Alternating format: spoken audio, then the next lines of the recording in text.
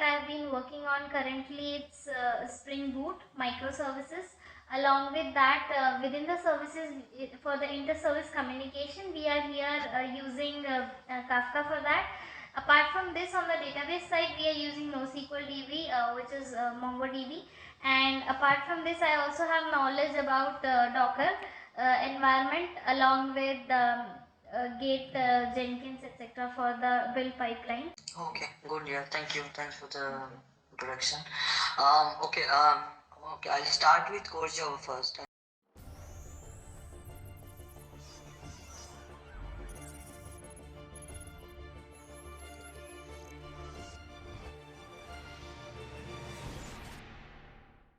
Then we can discuss on Spring Boot. Starting with core Java. Why volatile keyword is used in Java?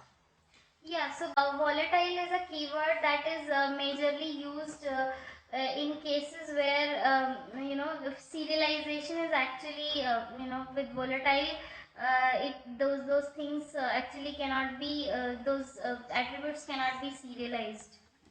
Is it for serialization or is for multithreading? You are referring to transient, I believe.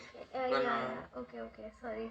Yeah, so I think then it is the volatile is basically used to actually, I think, modify the value of a variable basically, which is I think into a used by different threads. If I correctly remember, I got confused. Sorry. Okay, no problem. Why then we can use static, right? Why do we go for very volatile in that case? With yeah. So basically, static is something multiple that will have one copy and multiple threads can use it. And if you talk about volatile, I'm not sure actually about this. Okay, no problem. We'll go to the next question. That's fine. Why are reentrant block used in Java? Okay, reentrant lock is an interface of implementation of lock interface. Correct. Into that we have lock and unlock methods. So if suppose you use you have like a huge amount of code, you have synchronized block or you have some synchronized method, but if you want more than that to be actually synchronized, like for example there is a lot of code that okay, one method is calling and then another. So for locking and unlocking quickly, we use generally reentrant lock. It has lock and unlock methods for that.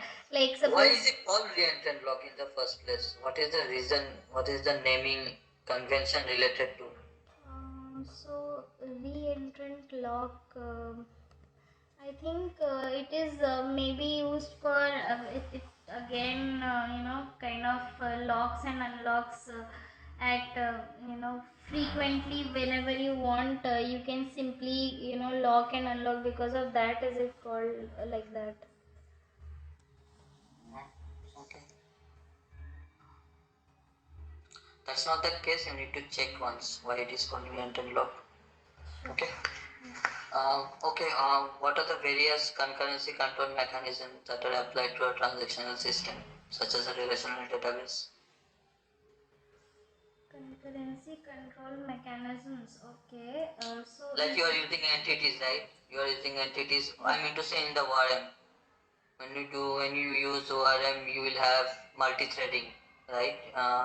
Different threads can work on the same record. The database table record in the same record in a table. So you need to have this concurrency control so that the state of an object or the state of that record is maintained properly across. It's not corrupted or it doesn't have any thread safety issues. okay. We usually for atomicity and everything we use transactional basically for that. And if you talk about thread safety, transactional is fine. That's atomicity, right? In a single unit of work, you have to commit. That is fine. But within transactional also, if there is a multi-threaded application, then there may be issues when you are working on the same record, and it takes some time. It takes some time to commit that to the database, right? Yes, correct. So, yeah. So Have you heard about pessimistic and optimistic control? No. No idea? No. Okay, I'll proceed on to the next question. I believe you have done a lot of work on parallel execution, multi-threading. So you might have heard about the concurrent APIs. You might have heard about the future interface implementation, right? Do you know what is the different benefit of a completable future? Completable future interface has been built on top of future interface, and it is being introduced in JDK 8. So, are you aware what benefit it gives? Completable feature over a future interface implementation. Actually, I am actually aware about future only. Never worked on completable. Future, have you used? Okay, tell me one thing. Can you combine multiple future? I mean to say multiple parallel execution together. Multiple parallel executions together. Yeah. I'm not sure. Okay. Okay, I think we can proceed on to the Spring Boot. Let's talk the code Java right now. So Spring Boot, what are the various components in Spring Boot? Yeah, so if we talk about various components into Spring Boot, we have do you want to talk about what the Spring Boot application No. I don't want to know the life cycle, the Spring container start. I want to know the major components that a Spring Boot has. Okay, so it's I think Spring Boot starter we have Spring Boot auto configuration Okay. as part of that, and actuators we have. One more is there. I think it is. I'm not sure. Sure, three Fourth components one. are fine. The fourth component is Spring, this one, command line interface. Okay. So, okay, coming on to Actuator, have you used Actuator for your database health check or your application health check? Is Yes. it you? Yeah, we have used actually. So there. How you have used? What was the implementation? Have you any specific interfaces from the Actuator packages? Have you used you know to do this monitoring? So we have basically more or less use this into application or properties. We usually provide the properties for that, and apart from this we have basically it usually has certain endpoints. Basically I think it is it is security. Is it security web filter chain? I'm not actually No, aware of. security will not be here. You have to bypass security for a health check. It's not required. Yeah, You should not implement security for a health check. It's something like a man. This. I don't actually remember. We have multiple endpoints enabled, and for that we are basically using some properties into application.properties basically. Okay, is your application a distributed logging system? Is a centralized logging used? Like Kibana and Yeah, we do have Kibana basically configured for that. There are multiple applications, and we have a Kibana, I think, exports on 5601 port through which we can access all the logs related to a particular. what is the data stored for those Kibana? Is it an Elasticsearch engine? Yes. Huh? Yeah. Yes. And you do have some tools for monitoring the response time of your services. I mean to say response time of the function methods, API endpoints. You have any response time graph or something?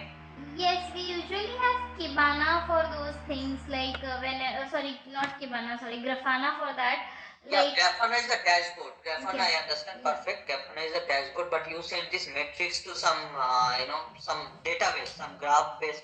I mean to say some metric based database. What is that you have used? So I think Yeah. for that we usually do logging at different places with some AOP annotations for the metrics part. we do not have any such kind of entire mechanism in our application. It is configured like whenever a request comes in, so basically we have a point cut over there, and through the advice, basically we are just simply calculating the time within which a particular request was actually completed. With proceed, actually after proceed we calculate, okay, this much amount of time it took, and we simply write that as a log, which is further, I think, taken by, maybe it is also visible in Kibana, basically, but yeah, but as you mentioned, I think I saw in your profile, right? You have mentioned Grafana also. Is it true? Yeah, because I saw in your profile you have mentioned yes, Grafana. yes. So I was just thinking like, what is the data source for Grafana? Kibana is fine. You are maintaining. See, why I'm asking, because when you have a huge number of microservices in your application, it's very difficult to go into logs and check the response. I mean to say response time of each and every functionality. It becomes very difficult. So for the critical functionality across services, you can create different dashboards. You can create different, I mean to say different graphs in a dashboard, which will give you a very fast and integrated analysis, very faster analysis, integrated dashboard with a very fast analysis. So that's what. Okay, that's fine. Should be fine. I think I'm done with the interview. Okay, thank you for your time. Thank you. Thank you.